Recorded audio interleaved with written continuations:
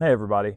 First things first, I just want to thank everyone for watching these War and Wrestling in Ukraine videos. This few-part series means a whole lot to me. In fact, the trip to Ukraine I took in June of 2025 was probably the most impactful trip I've ever taken in my entire life.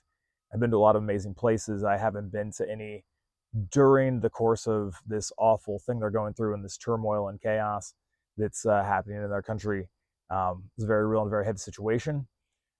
Also, there's a lot of information I didn't get across, some of it very heavy and useful, and some of it just like fun and silly. So I wanted to go ahead and throw out some different things. This one might not be nearly as exciting. I'm also editing it myself. The other videos were edited by one of my wrestling students who's also a film student at Indiana University, Lauren. Make sure to follow her. She's tagged in all of the stuff. She's really amazing.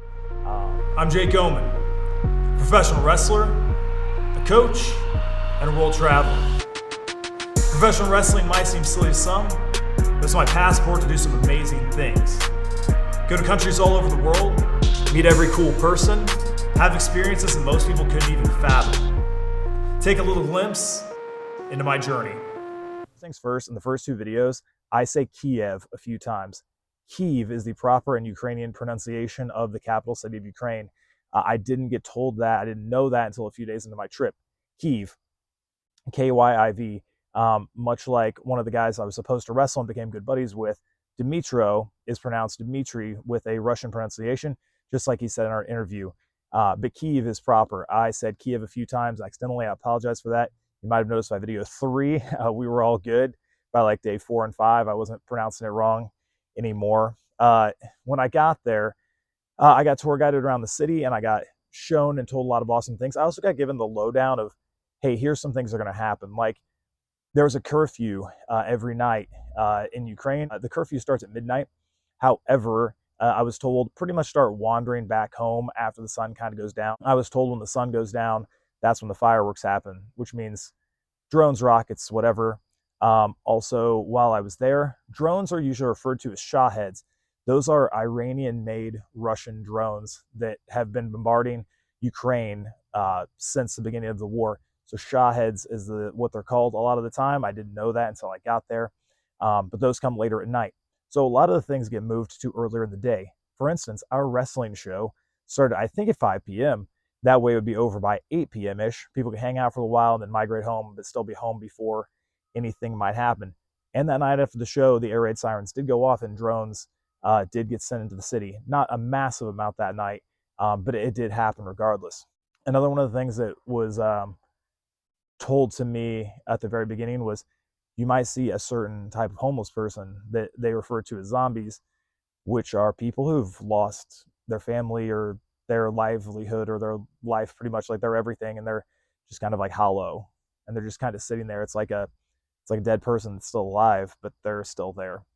And that was really heartbreaking, and I did see a bit of that as we were walking around. A couple of the first things I saw were a few different monuments, right?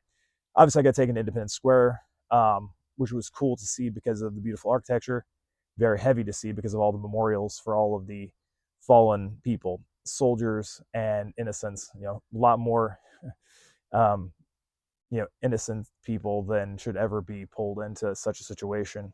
The Friendship Monument, which is the big arc to symbolize the friendship between Ukraine and Russia. After the start of the war, they added a crack to it. So you'll see that in the photos and videos.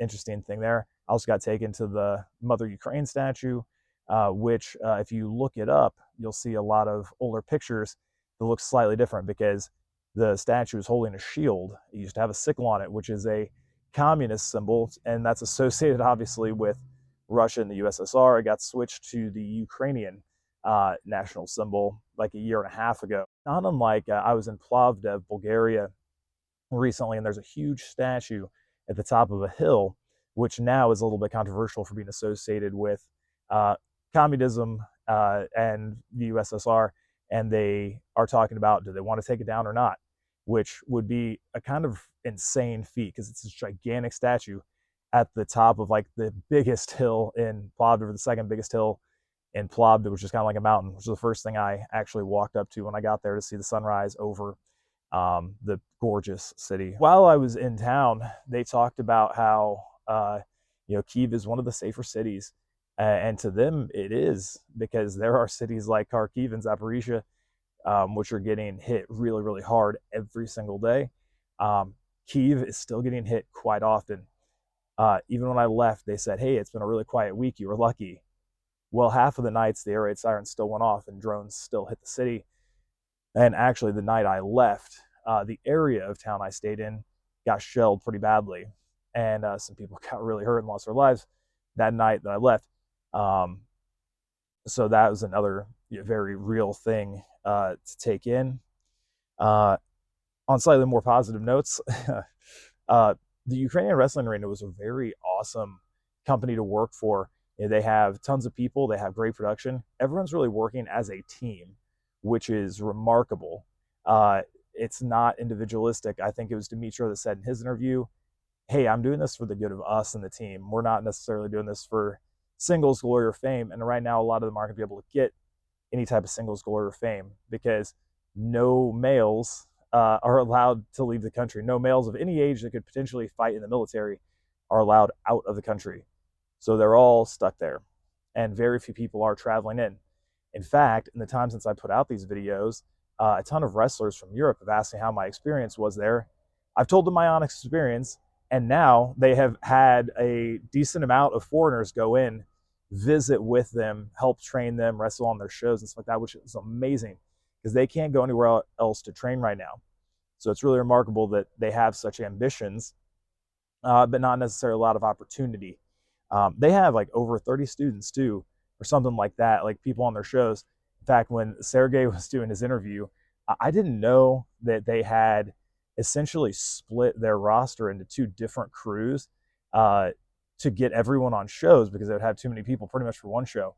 So even when I was supposed to wrestle Dimitro, but he broke his hand a couple days before our match, I wondered how they had several talented guys available that weren't booked that Saturday for me to work with, and I ended up working with Yaros.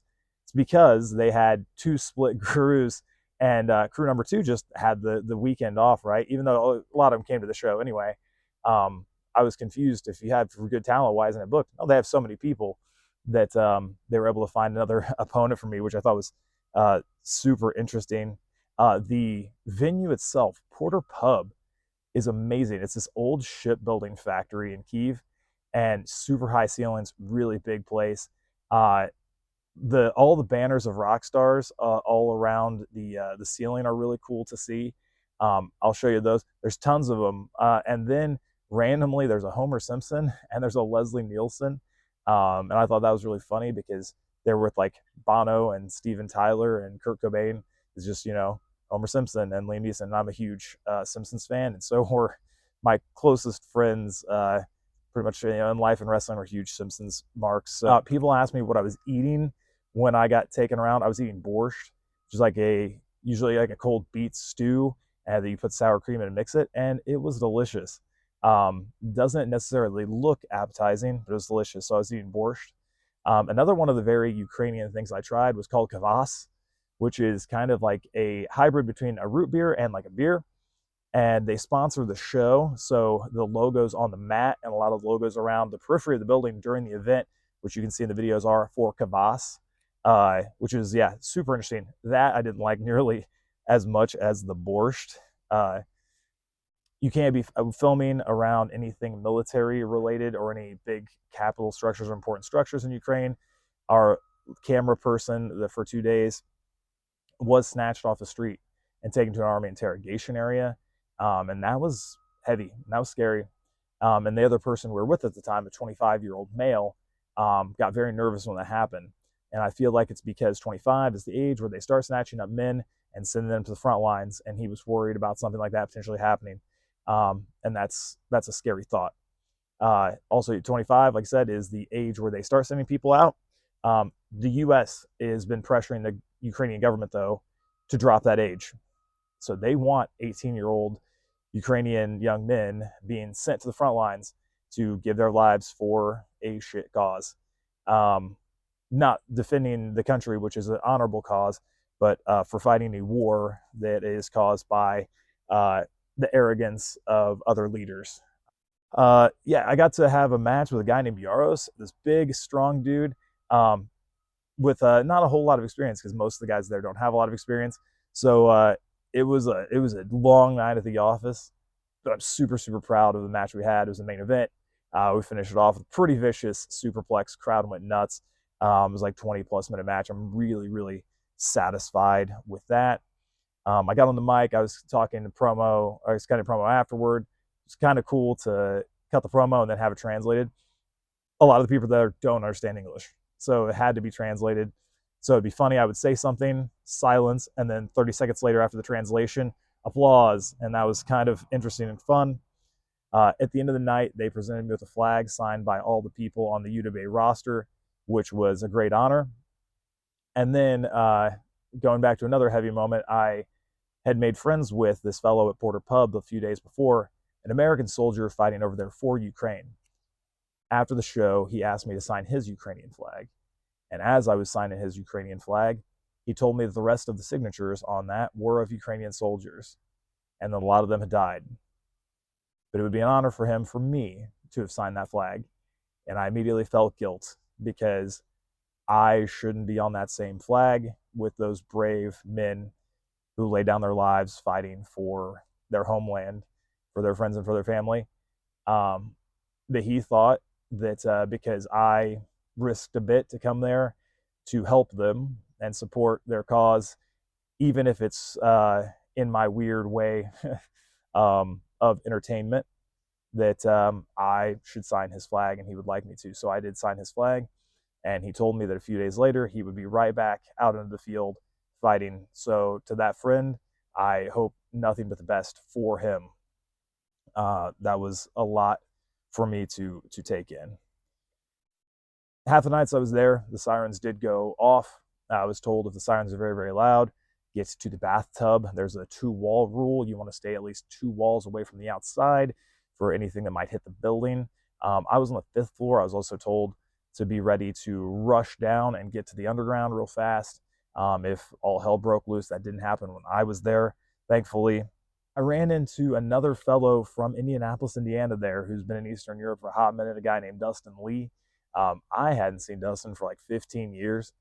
Even then, we weren't in the same friend groups back in the day, but it's a crazy small world occurrence. It was very cool. He took great care of me while I was there, took me to the sauna. We had a really great time. We had sushi. Our buddy Alexei rapped to us and broke it down. That was dope. We saunted till we got hot and then jumped into the freezing cold water. By the way, the video of in day 3, me jumping into the freezing cold water, that was a censored video. Yeah, you don't do that with boxers on, but I wasn't about to film myself doing it with no clothes on and then trying to blur it out later. I thought that would be weird. On the way home out of the country, I had a 14-hour bus ride to Moldova for my way out, just like on my way in. I was told the way out would be a little bit harder because obviously guys my age aren't allowed to leave. On the bus, it was mostly women. It was like 40 women. There were like 5 males, 2 were young children, 1 was a very old man. There were 2 people probably in my age, in their 20s or 30s, trying to get out of Ukraine. At customs around midnight, we stopped at the border. They asked a couple questions of me and this other young man. They looked at our passports. All of a sudden, he disappeared. He didn't make it back on the bus. Everyone else went back on the bus. We turned around and looked at his seat because he was catty corner right behind me, and he was not there. Don't know what happened. Don't know why. No one else on that bus spoke English, so it's not like I would have gotten any answers at all. But he might have been a young man trying to get out of the country, and he wasn't allowed to. So they didn't let him out. So that was another heavy note to end the trip on. Since then, a whole lot has happened in Kyiv, and the situation has gotten worse in Kyiv. So I want everyone to pay attention to what's going on and try and spread the word and get it out there. If there's any small thing you can do, even just post on social media about this stuff, and hashtagging this stuff does go really far. Our world and their world are pretty similar in terms of wants and needs, friends and family, and looking out for one another.